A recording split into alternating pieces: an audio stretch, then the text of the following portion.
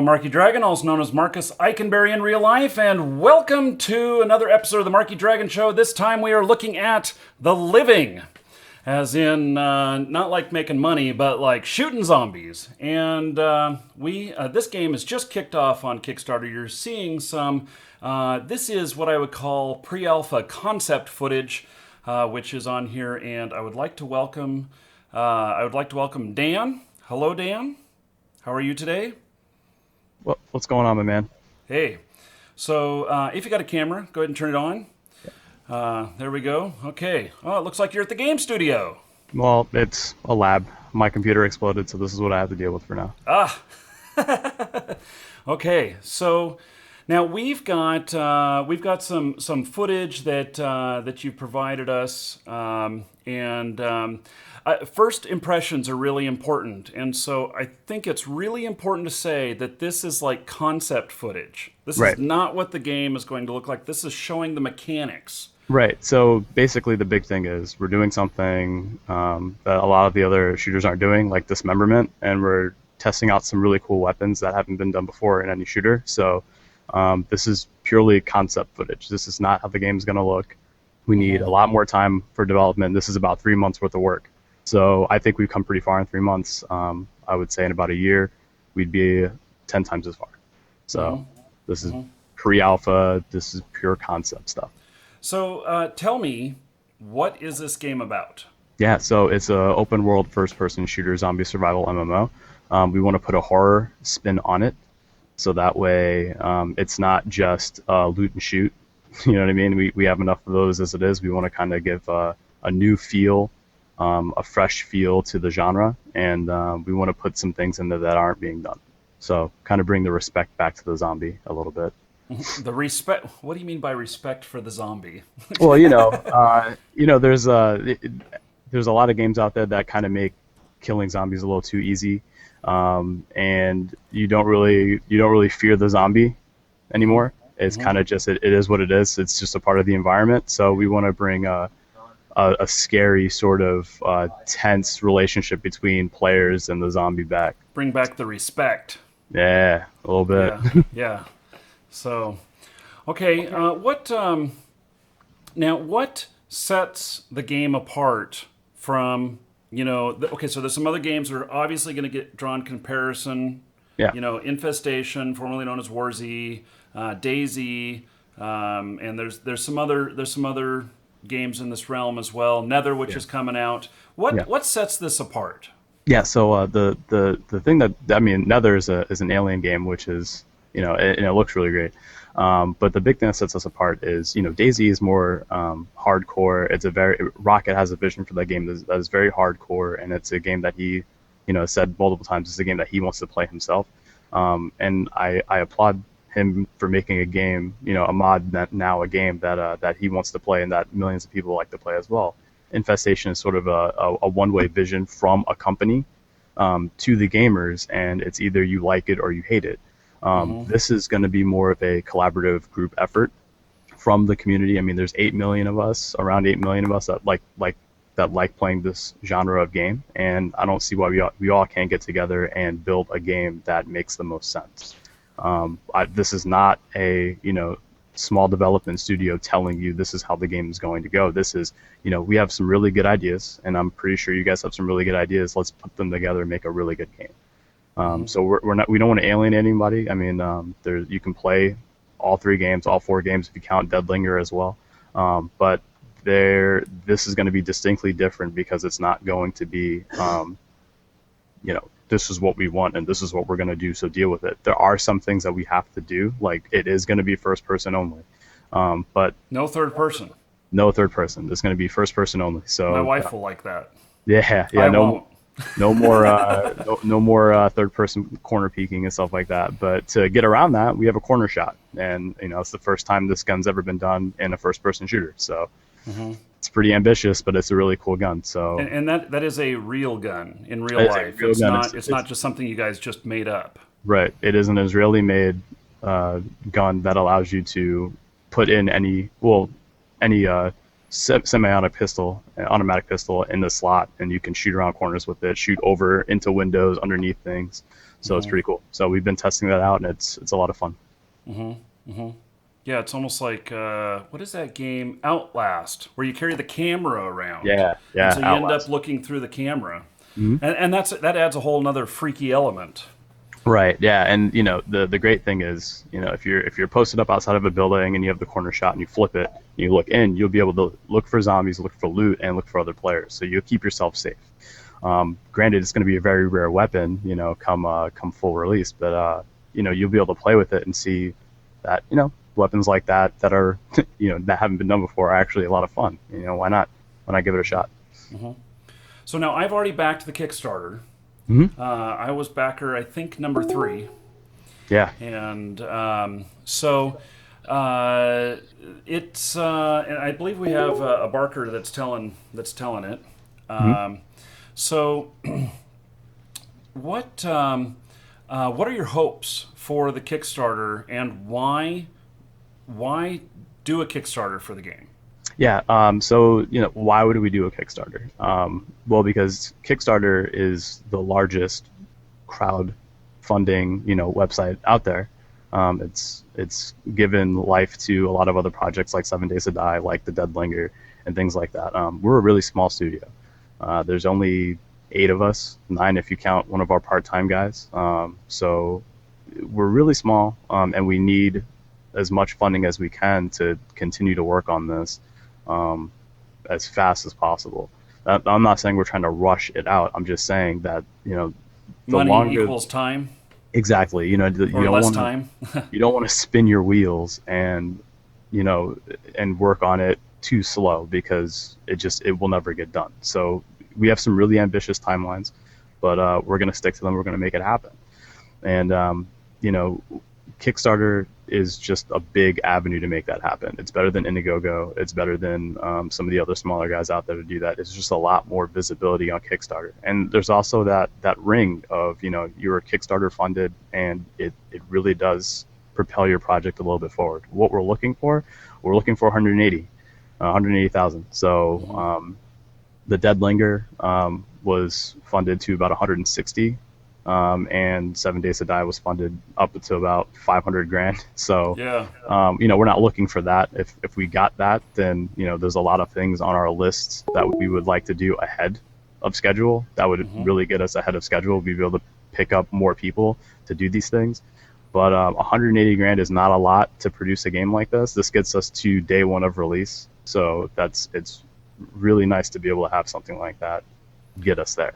And when so let's assume that you reach the goal. When do I get to play as a backer? Yeah, so there's different levels of backing in there, and there's a level, I think it's a $75 level, that lets you get the playable concept build that we have now that's going to be multiplayer, which is also going to be, I'm going to be playing it, the team's going to be playing it, some of the streamers are going to be playing it and things like that. So if you were to hop on that level, you'd have it. If you didn't hop on that level, if you were to pick the levels underneath that, there's a beta level, there's an alpha level, and all the levels include the full version of the game. So alpha, we're firm putting our foot down for February for alpha to be ready. Okay. And then alpha is going to roll for a few months, and then April should be beta, and then beta is going to roll pretty much through the whole summer. That's really when we're going to put the screws down and get all the other really cool user feedback and start implementing that into the game. But there's some basic necessities that we need to do, and that's going to be really for alpha. Beta is really going to be all that cool. We all voted on this as a community. We're going to start putting it in the game and testing it. Things like, somebody came up with the suggestion of, since we have dismemberment, we're really the only ones out there with dismemberment. Why can't you chop off a limb and beat somebody with that arm? I mean, I think it's kind of crazy, but there's been a lot of suggestions like that. I don't see why we can't try that. So let's try that out and see Sounds how messy. it works. It is messy, but we're going for the horror feel too, so it should be a little bit a little crazy like that. Not to be like comic crazy, but a little crazy. You should be able to use the limb. Yeah. So tell us a little bit about your team. Yeah, Working on this, or that you've got, who's your guys that are coming up with the initial stuff, and who's your who are your back end guys, which we probably won't ever hear from, but they're the ones who make the magic. Yeah. So I'm the design lead and level designer by trade. So I do all the design stuff. Devin, our art director, he does all the art stuff. So all the animations, all the rigging, all the textures and things like that. Underneath them, we have our two separate teams. There's about three or four people each. I have all the coders and the level designers on my side. He has all the 3D modelers and the animators and riggers and things on his side. Um, they're really nobody you'd know. We haven't been in the industry for too long. This isn't the first thing I've worked on, but it's the first thing that's going to ship. I mean, we're sticking on this, the whole way through, whether we get funded or not. And yeah, I mean, the six of us pretty much, or the seven or eight of us pretty much just, work on this as we can. We get things going, and we're like any other small development studio. Times are tough. Yeah, yeah. So let's talk a little bit about the technology. What Yeah. what I guess I don't know. I'm trying to think of the words here. Is this? Did you guys make your own client? Or are you using development tools, or Yeah. what's the story on So, that? so initially, this game spawned from Artemis and Summit's, dream concept of a zombie survival game that was independent of DayZ and War Z/Infestation. Hmm. And we've been working with Summit and Artemis up until when you went to Amberpoint, pretty much the whole way through. And I think that's the best way to do it. Summit's a really good gamer. Artemis is a really good gamer. I did the pro thing back in a while for a couple of different games, so it really felt like a gamers collective for this. Um, what we're using now is Unity. We originally wanted to go with was UDK Unreal. If anybody's ever worked with Unreal, it is really tough. It's And unreal. yeah, it's unreal. It's a challenge. So getting an Unreal scripter is not only expensive, but they are extremely rare. Which is why a lot of small development studios, they don't stick with Unreal, UDK, and all that great stuff. Not only is it hard to get the scripter for it, it's expensive to release a game on. I mean, they take like 20% of your profit as you release. So it's an insane thing to do as a small development studio. So Unity is great for guys like us. It gets us our foot in the door. It's very user friendly. It allows us to do a lot of modifications and a lot of from the ground up. We're not using something like the Arma engine or like Frostbite or like Eclipse, like what Infestation is using and things like that. So we have to do a lot of this from the ground up, which isn't bad. It's not a bad thing. But going forward, assuming we're overfunded, we want to think about switching engines to maybe Crysis, to the Cry engine or something like that. But Unity right now is very good for what we're doing. It's extremely accessible to our coders, so we're gonna stick with that for now. Hmm. Saint, do we have any questions coming in from chat? Yeah, but I don't know if Dan will be able to answer this. Everybody's asking about Artemis. Yes. So Artemis is pretty much out of the picture on this since he's over at Hammerpoint. Not only just from our side, but from Hammerpoint's side, there's something called a no Projects compete. complete. They compete. There's a no compete. You can't do it. Like Hmm. it's a conflict for both us and Hammerpoint for him to do it. Now I'm glad that he's at Hammerpoint. I haven't talked to him in about 2 weeks, so I'm glad that he's over there. He has a job. It's nice. He's secure. He's being taken care of. That was his biggest concern, is living and eating and having financial income. So the fact that he's over there, I'm happy for him. However, he's not on this anymore. So Summit is still very much a part of this thing. He's still putting his input in. He's still going to be testing it. He's still going to be making sure that the guns work the way that they're supposed to work. The gameplay is fun. It's there's an objective. There's a reason to go crawl around the entire map. He's still very much a part of this.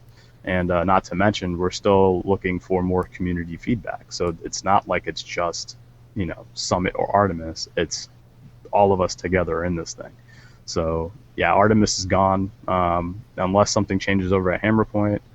I mean, from our end, we can't let him do it. We can't let him work on both games. It's crazy.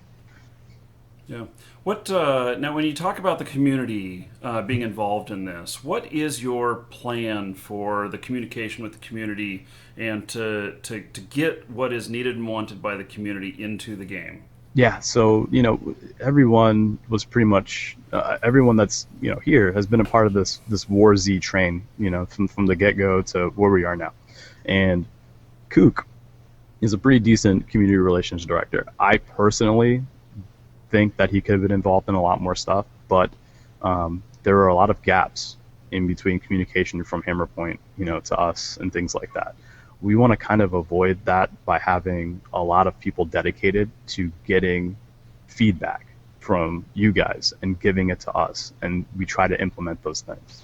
So having people around as much as possible and having multiple people dedicated to this thing as opposed to just one person for that position, that's a crazy amount of work.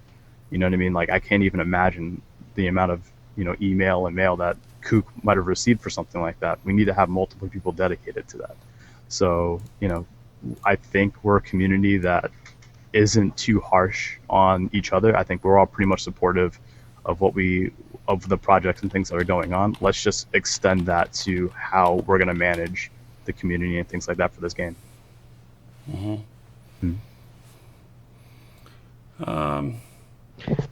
So you're saying that transparency is something you guys want to keep throughout the whole development cycle? Yeah, we want to remain as open and transparent as we possibly can. And that is, I've been streaming the build and me building the game on my stream for, when I was streaming for almost every day. I was on showing people, hey, this is what we're doing, this is what we got going on, this is what we're excited about, this is what we're doing. And we want to make sure that we are as transparent as possible. I mean, there are going to be some things that we, with Artemis being over there are things that we can't, say because we just don't want that to go over there. But, there are things that we are going to be open with you guys about. And if there are things that you guys want in this game, that's kind of the reason why we want this, is we want that feedback.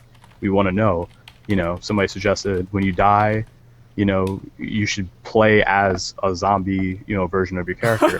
That might be Wow. that might be explorable. We might be able to do something like that. What we have set in You got to stone go eat is, your brains back. oh yeah, exactly. What we definitely have set in stone right now is when you die, your body will reanimate with zombie AI, unless you're shot in the head. If you're shot in the head, then it won't come back. But if you die from a chest shot, from infection, from That from makes so much bleeding out, sense. The guy gets killed next to you, and then now he's a threat. right. And if you have terrible communication with your partners, they're going to end up being a snack for that zombie. So you have to, there's a lot of things that the community really wants for games like this. People watch zombie movies, people read zombie books, they read the comic books and things like that. That's a no-brainer. No pun intended, but that's a no-brainer. You shouldn't die and be dead for good. You know what I mean? People expect a body to pop back up with, as a zombie. So why not put that in a game? It doesn't make any sense. So we're definitely going to do that. But playing as a zombie AI version of yourself could be kind of game breaking. So we have to test that. That's one of those things, though, that what didn't come from us. That came from you guys that were like, oh man, that's cool. Why don't you guys try something like this? So we want more of that. We want like 10 times more of that to be able to explore that kind of stuff. I got a good question here. Yeah. Robert Hughes wants to know, how will you encourage PvE rather than let the game become entirely PvP like War Z? That's a good question. So let's think about Infestation and DayZ before we kind of talk about what I'm going to do with that. DayZ is huge. The map is huge, right? It takes forever to run places. You have to get a vehicle, and sometimes it's really boring. It's boring to watch other people play DayZ, and sometimes you just run out of stuff. You just don't have the patience to get to different places. War Z, on the other hand, is everything shoved together. You can get places pretty fast, but it's the scale of it is completely unrealistic. You walk into a house, there's a living room, a small bedroom, and then a garage, and that's it. The living room, the kitchen, the same thing. You know what I mean? It doesn't make sense. So what we're doing is everything that we build in the environment is going to be realistic scale. So in the video, you can see our prison has 180 cells.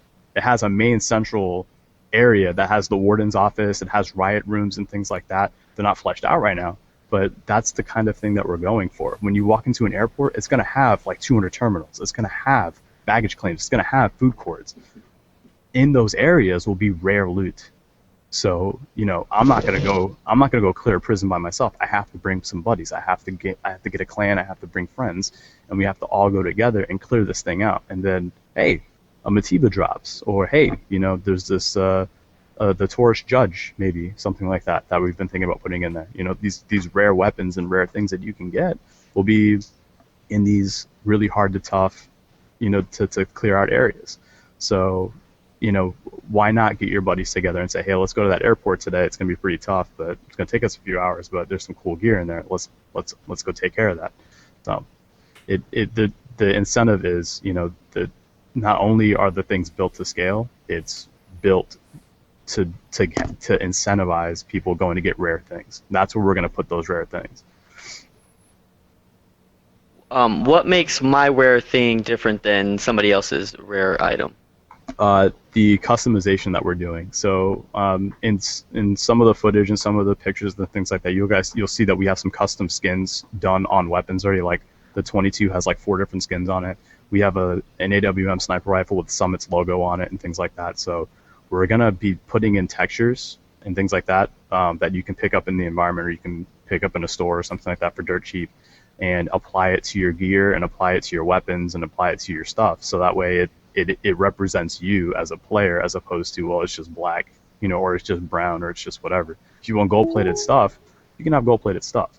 But with that gold-plated risk, you're going to be seen by everybody and things like that, but people will know that that's customized. So all your gear can be customized the way that you want it to. And something else that we were exploring is having the community upload textures, or have a texture editor themselves that they can download, and they can create their own textures and they can apply it to their own guns. So for like the people that played Forza and they really like to customize, cars and stuff like that, you can customize weapons and backpacks and armor and gear and things like that the same way. So that's kind of what we're thinking about as far as customization goes. Your character can get customized as well as all your gear. So it's pretty exciting stuff. Are we looking at a day and night cycle here? We have a day to night cycle already. So it's pretty. It looks pretty good, but it can always get better. But we do have a day to night cycle working already right now, and from what we've tested so far internally, we have to do more testing, but internally it seems like the day cycle is going to last 2 hours and the night cycle is going to last 40 minutes, 45 minutes. It seems like that was the best balance from, sunrise, daytime, sunset, and then the night not running too long, because we've seen that it can get kind of wonky in areas that aren't lit and things like that. So if you're in a town that has electricity, because it's not too far after the zombie apocalypse, it's still pretty new, then you're okay. But if you're in places that are kind of dark, it's really dark, and you're going to need a flashlight. All right. Phantasma here wants to know the maps and server hosting. Can people rent their own servers, or how is this going to work? So we're going to provide initially off the bat, before we start providing server hosting, we're going to be doing that all on our own. That's going to be all from us. Renting servers and things like that, we really have to get a lot more feedback. This is still really early on to say something like that, and there has to be enough demand for it. I'm not saying that it's not possible. It's definitely possible, but right now it's not something that we're really concerned about. We're really more concerned about getting really good, solid stuff first, and then providing servers. There shouldn't be a reason why we couldn't host all of that ourselves. But in the event that you really wanted a PvE only server, the alternative to that is we would provide a PvE only server that you don't have to pay for. We don't want you coming out of pocket for things that you shouldn't have to come out of pocket for. I don't believe in paying for personal server space when we can provide that for you. So we're going to stick to that as much as possible. If there's a huge push for private servers, then we're going to do private servers, and we'll make it really cheap. So we don't want this to become a huge, well, I'm paying for this private server and I'm paying 3 times as much as I should. We want to avoid that by providing that for you if we need to get that. How many players on a server are you aiming for? So the map size itself, right now our playable demo is 5,000 kilometers, or 5,000 meters, so 5 kilometers corner to corner. The map, the alpha map is going to be 25 kilometers, and then the full size map is going to be 50 to 60 kilometers. So it's roughly double the size of War Z, I mean, there's no clear data on how big it is. It's been estimated to be about 20, but it's going to be about 2 or 3 times as big. We're looking at 50 to 60 people per server. So, and we want servers to be as populated as possible because that it creates that tense environment.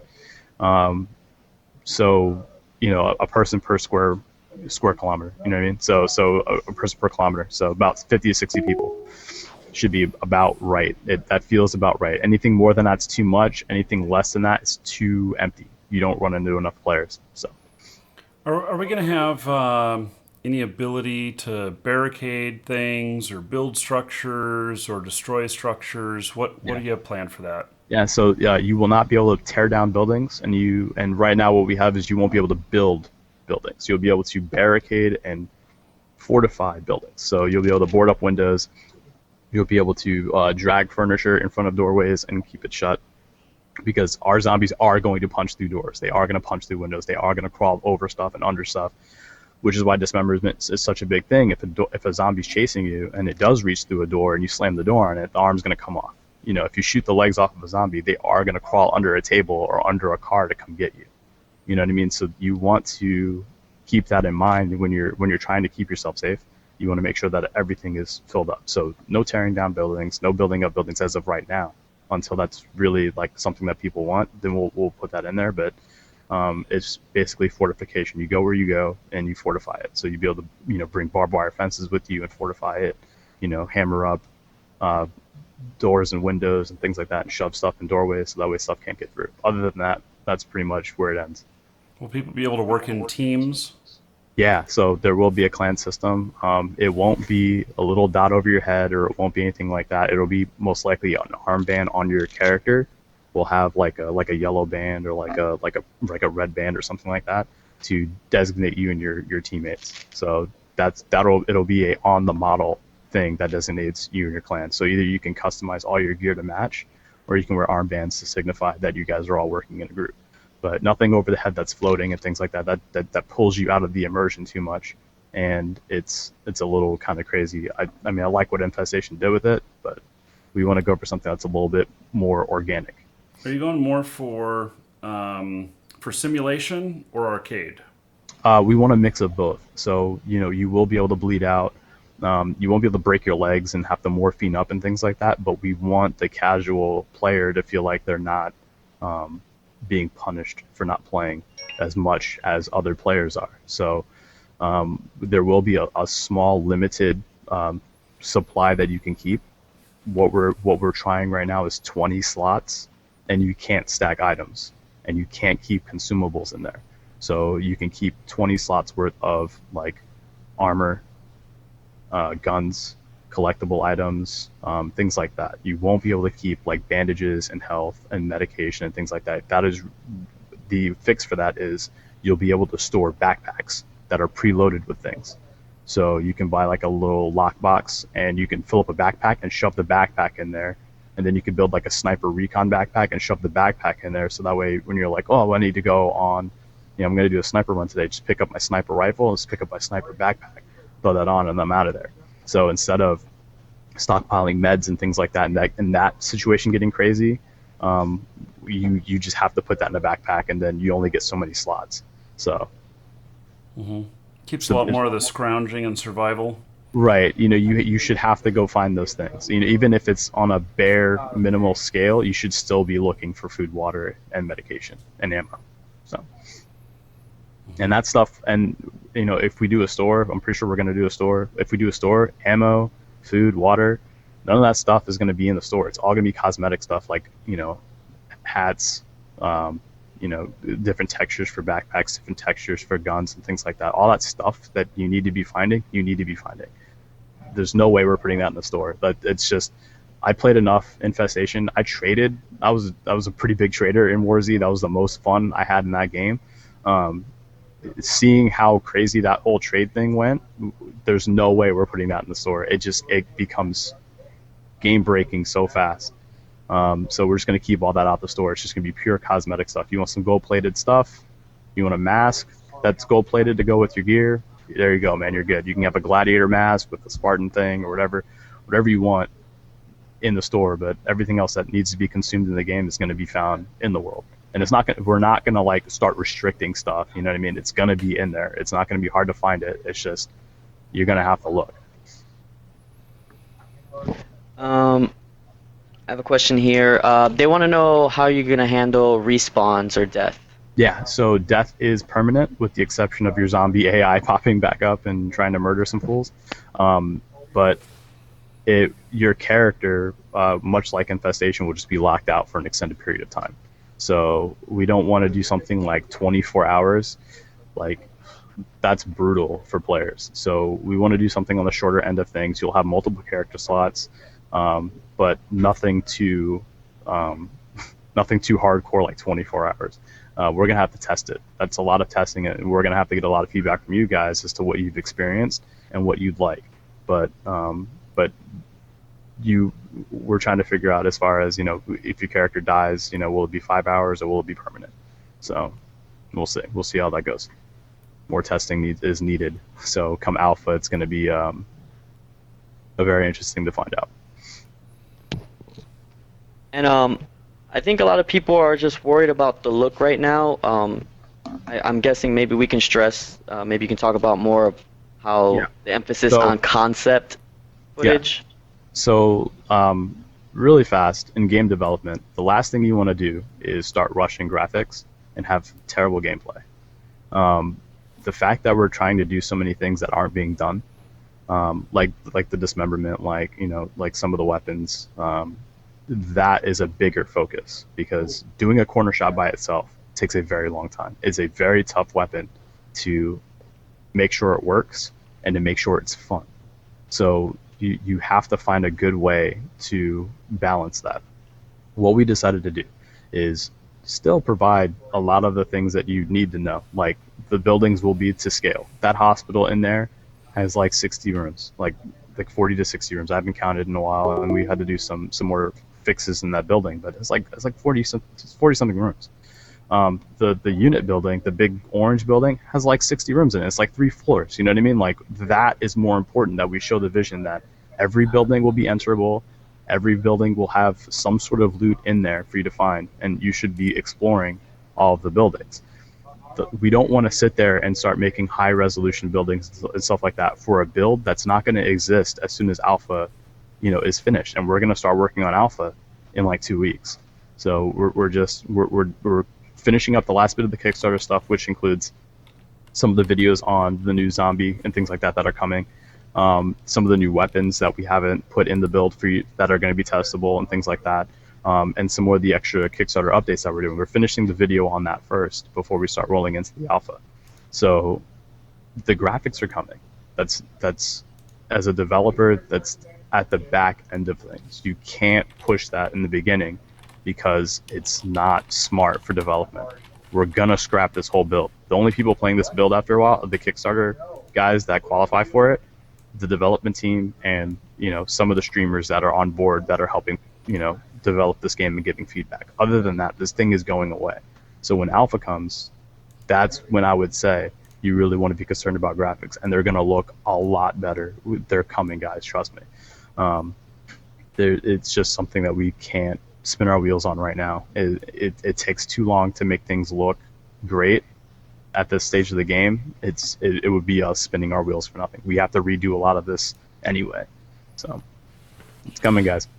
It looks like the chat is broken for everybody on Twitch, and so I'll display a URL at the end of this video, which they're going to be able to see some live gameplay at the end of the live show. But then also, those of you who are watching on YouTube, you'll be able to follow him there, and if he's broadcasting things, you'll be able to see it there in the future. There are a few more questions that I think are really good and important. It was asked about what about people who don't want to use Amazon payments to fund through Kickstarter? Will there be any other payment methods available? Yeah, we're trying to get the PayPal working as we speak. We just went live today. So if you give us maybe Monday, Monday's going to be our first zombie update. So hopefully we can do the PayPal update as well as the zombie video update. on Monday. Monday seems like a pretty good day for that. And what are the what happens? I know that you guys have to put like the challenges and risks or whatever in the Kickstarter thing, and that's because sometimes things fail, Right. whatnot. Now, one of the questions that people have commonly whenever they're 'cause the Kickstarter, if it doesn't reach your goal, then they don't get charged. But, Right. but of course, like PayPal or whatever, if they use that, well, they're sending you the money right then and there. Right. What is your plan for that money if the Kickstarter doesn't fund? Well, that is completely up to the person. If they want to, have a refund, they can reach out. We can refund their money. That's not a big deal. If they would like to keep that for us to keep rolling in development, then we can do that as well. But it's entirely up to whoever donates. We're not going to we're not going to clutch that stuff and say, no, man, I need my ramen. You know what I mean? We will work with you to see whatever it is that you want. If you want us to keep it to help us for development, then that's great. But if not, it's your money. This is your money. It's not ours. So you worked hard for it and you donated it. It's completely your choice. And so, is this game going to be made anyway, even if the Kickstarter doesn't fund? That's right. It's going to be made anyway. So our guys are going to work through, get this alpha build rolling, February-ish, and we're going to continue working on the game if it doesn't get funded. The funding just really helps us get there on more solid ground, on better feet. So that's really what we're going for. We really need the funding to help us, as far as living goes. It really helps us out, but we're going to work on it either way. Mm-hmm. What happens to your stuff when you die? Yeah, so your stuff will drop. Now, here's the beauty of it. Anything that is that's going to be like a tier 1 object, like a machete or a shotgun or a rifle or any kind of primary weapon, will drop. Everything else that's in your backpack will stay in your backpack. So if you didn't, if let's say I killed you with, I don't know, like a 22 caliber pistol or something like that, and I didn't want to rummage through your backpack, or I didn't want to have to pick up a whole bunch of items off the ground, you know what I mean? I just scoop up your backpack, scoop up your primary weapon, throw it on me, and I'm out of there. That way I'm not wasting time, you know what I mean, picking up things on the ground, crouching around looking, trying to make sure I'm safe. I just scoop up your gear and I'm out of there. So realistically, that's what's going to happen. If you kill me, I'm just going to drop my items on the ground. There shouldn't be this explosion of loot. So same thing for the player. And then the big thing you have to worry about is when you go get that gear, make sure that head is destroyed, because it might be an ankle biter. There might be an ankle biter there, man. So you want to be worried about that more than anything. Like, did I kill this person with a headshot? If I didn't, I need to take off this head, or I need to bash it in, right now, and then get this gear and get out of here. So that's basically the big concern. And how many backpacks am I going to be able to carry? Just one. But if a backpack is empty, you'll be able to fold it up and shove it into your bag as a, you could put bigger, smaller bags in bigger bags, things like that, so you can carry empty backpacks back with you, but full backpacks, only one. Okay. Your other hand is too busy holding a primary weapon, so you got a backpack on your back, you got this, and that's pretty much it. How are you going to deal with hacking? Yeah, so Artemis and Summit both were very clear when I came on board with my guys that we need to be working against the hacking problem. The way that we do that is from day one we need to have anti-cheat in the works, or at least lined up, ready to go with the game as it goes out. It's in this day and age, it's too easy to hack games. It's unavoidable. Like, I'll just be open with you guys right now. To say that a game is unhackable it's going to get hacked. We've been working with some people to counteract that issue, to see kind of where Unity's loopholes are right now, and to figure out how we can,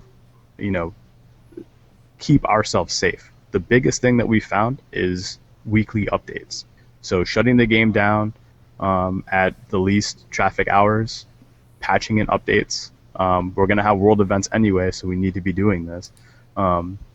So patching in updates as we're going along weekly to make sure that it's harder. There's no incentive really for cheaters to want to sit there for a day and reprogram their hack and hope that it works. Not only that, we're doing IP bans. So you get banned on one account, you're not able to buy the game again and play again. That's just it is what it is. We're not. The thing about this is we're not looking for crazy profits. We're not looking for like $35 million like some games have made. We're looking to make sure that this game is as fun as it can possibly be, with the least incentive possible to want to cheat. Like there shouldn't be an incentive to want to cheat. So, and if you do, you should be slapped on the wrist pretty bad for it. So IP bans, good anti-cheat, and constant updates for us seems like the best mix for the type of situation that we're in right now, until we can afford something better. VAC has been tossed around about just paying for VAC. It's really expensive, you know what I mean? So we would have to be doing really well to be able to afford something like that. But Punkbuster, some of the other stuff, Gotcha, some of the other stuff that we can afford, we will be doing the day one. Okay. Random Wolf Games says his cosmetic items that he gets in the game, will they be player bound? Yes and no. So here's how it's going to work. If you apply a custom camo skin to your gun and you go out and you die with that gun, you're not losing your skin. You lose the weapon. The weapon, yeah, the skin's gone too, but once you've applied it, you keep that texture ability to put on something else. So it won't be player bound. Essentially, it will be because you just have the tools to re-engrave your gun and put your and purple paisley on it or whatever. Exactly, yeah. But but whoever killed you is rolling off with your custom camo winter whatever. So just realize that it is gone, but your texture will stay with you. Mm-hmm. You paid for it, so it's yours to keep. Yeah. Okay. Well, that is about all the questions I have and the amount of questions I've seen in chat. Unfortunately, chat is broken on Twitch at the moment, and so those people who are watching live, I'll display a URL on the screen of where you guys can see once we end the show here. And so, Dan, is there any questions that we didn't ask that you wanted to answer? Man, I don't know. I'm thinking. I don't know. I mean, I feel like we're pretty much open. So if there is something that hasn't been asked, I'm going to be on my Twitch in a little bit. Feel free to ask me there, and I can answer it as I'm playing the game along. So that way, if you have questions on the spot, you can ask them. So for sure, I mean, there's no wrong way to get a hold of me. I'm pretty open and pretty available. So okay. I do have one question. Is there going to be an outlet for some places, like a place for people to do suggestions, ask questions, like a forum? Is there any? Yeah, we're rebuilding everything that we've had from the earlier stages of the website and things like that to include a forum. So we will have a forum up and running. The website link is going to be bewaretheliving.com. We didn't want to put the Living MMO or the Living Online or something like that. We wanted to do something a little bit more interesting. So bewaretheliving.com is going to be where the website's going. We will have a forum on there. It should be up and running in about a week or two. So if not, you can go to my Twitch channel. You can inbox me your questions. You can go to the Facebook page, which is I will post it here in the G+.